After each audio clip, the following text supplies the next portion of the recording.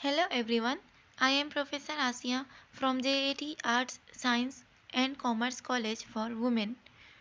Today my topic is multiple bonding and nephroxetic effect. In this video, first we will see what is multiple bonding and its type like D-pi P-pi or D-pi D-pi bonding. Also, we will discuss about what nephroxetic effect actually is. And finally, we will see the nephroxetic series. So, let's start with understanding what is multiple bonding. See, according to Pauling valence bond assumption, sigma bond formation results from the overlap of sigma type atomic orbitals on ligands with the hybridized and vacant orbitals on the metal ion.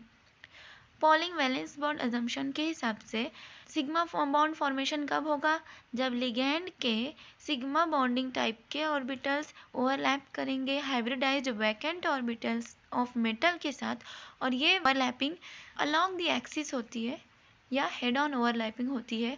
इसे कहते हैं sigma bond formation. ठीक है, अब sigma bond formation के लिए क्या होता है, लिगैंड्स अपने इलेक्ट्रॉन्स मेटल के एम्प्टी ऑर्बिटल्स में डोनेट करता है।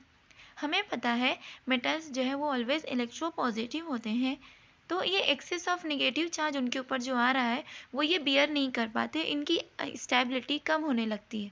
तो अपने आप को स्टेबल करना है उन्हें और अपने इलेक्ट्रॉनिक चार्ज को कम करना है। उसके लिए क्या करते हैं, in order to overcome the excess electronic charge on the central metal ion some of the electrons may be back donated to the vacant p और d orbitals on ligand.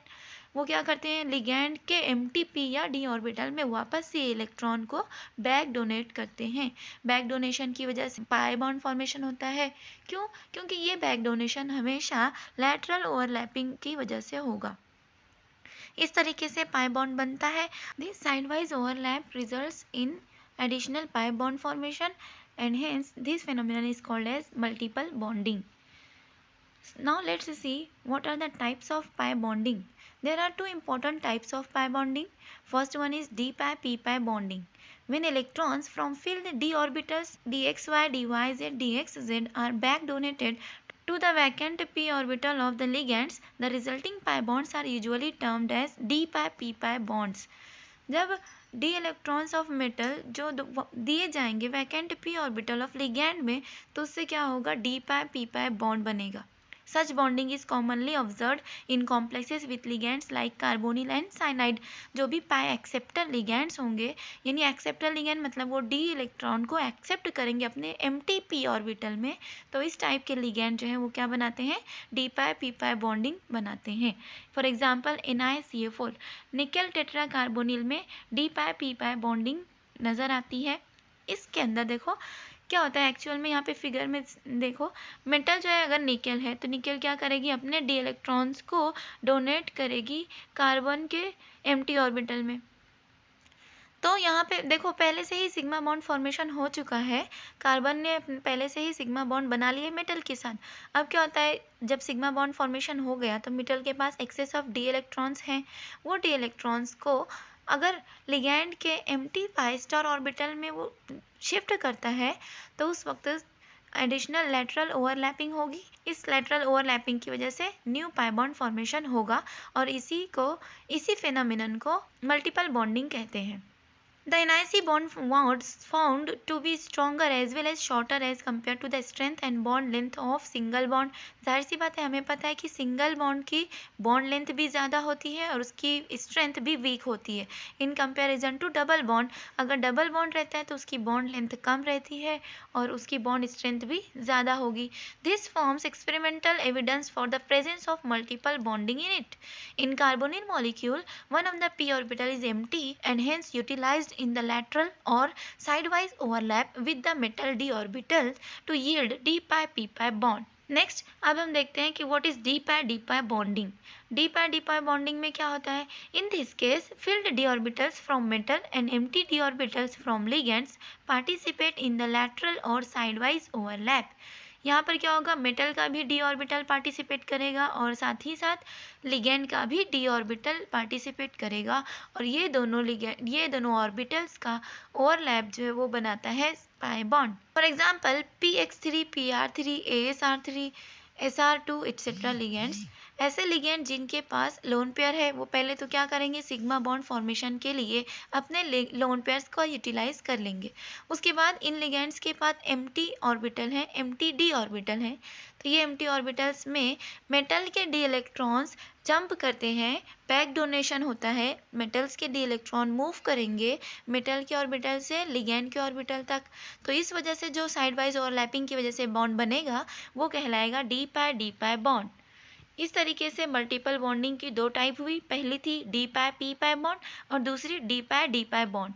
D pi P पाई में हमने देखा कि metal का D जबकि ligand का P orbital participate कर रहा था, लेकिन डी पाई बॉन्डिंग में मेटल का डी और साथ ही साथ लिगेंड का भी डी ऑर्बिटल पार्टिसिपेट कर रहा होता है।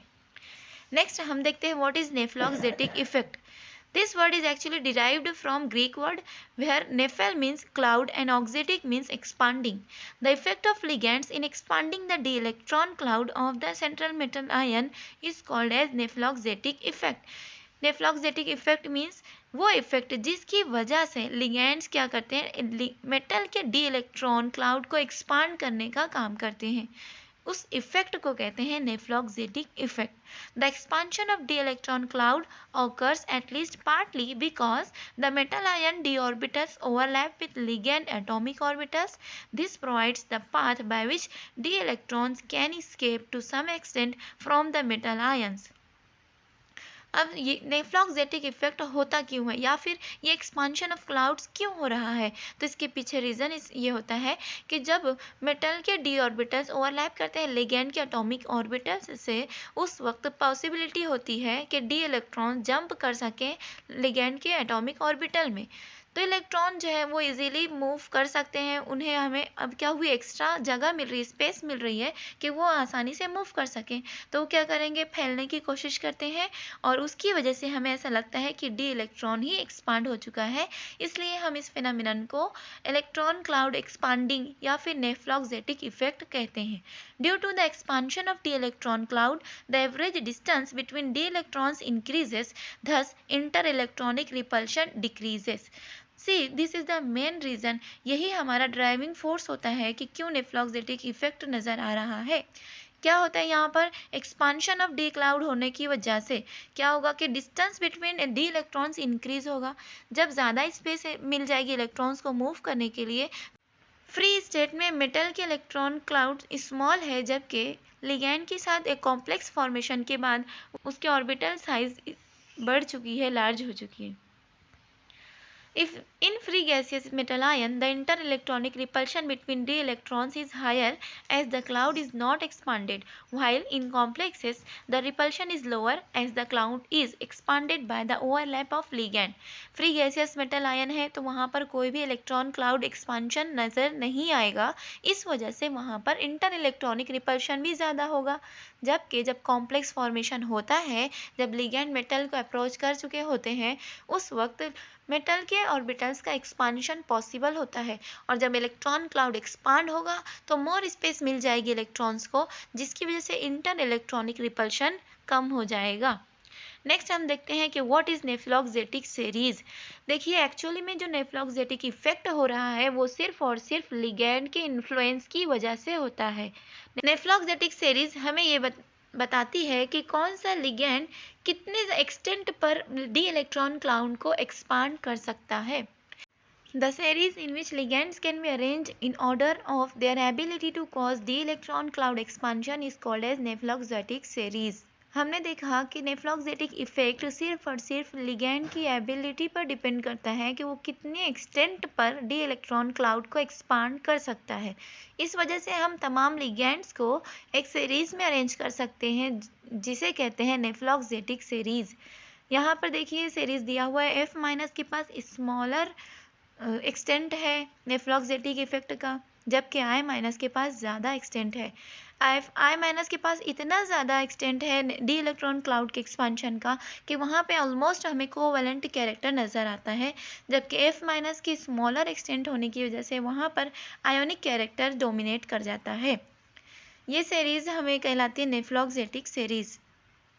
Nephloxetic series provides a measure of the tendency towards increasing covalency in the metal ligand bond. The Nephloxetic effect suggests the development of covalent character in the metal ligand bond because electrons now spend part of their time on the ligands. Due to this, the effective nuclear charge of the metal has been reduced by electron transfer from the ligand. This increase the stability of complex. देखो नेफ्लॉक्सेटिक effect से हमें ये पता चलता है कि कौन सा लिगैंड मेटल बॉन्ड कितना कोवेलेंट नेचर का है। क्यों? क्योंकि यहाँ पर मेटल्स के डी इलेक्ट्रॉन्स एक्सपांड हो रहे हैं, मूव कर रहे हैं, लिगैंड के इलेक्ट्रॉन डी और लिगैंड के ऑर्बिटल में भी मूव कर रहे हैं। इस वजह से कोवेलेंट नेचर नज़र आता है और इलेक्ट्रॉन्स अपना टाइम कुछ टाइम लिगैंड के ऑर्बिटल में स्पेंड करते हैं और कुछ मेटल के ऑर्बिटल में। इस वजह से कोवेलेंसी नज़र आती है और इसकी वजह से effective nuclear charge of metal कम होता है और स्टेबिलिटी ऑफ कॉम्प्लेक्सेस इंक्रीज होती है। That's all from me for today. Thanks a lot. Thank you for watching.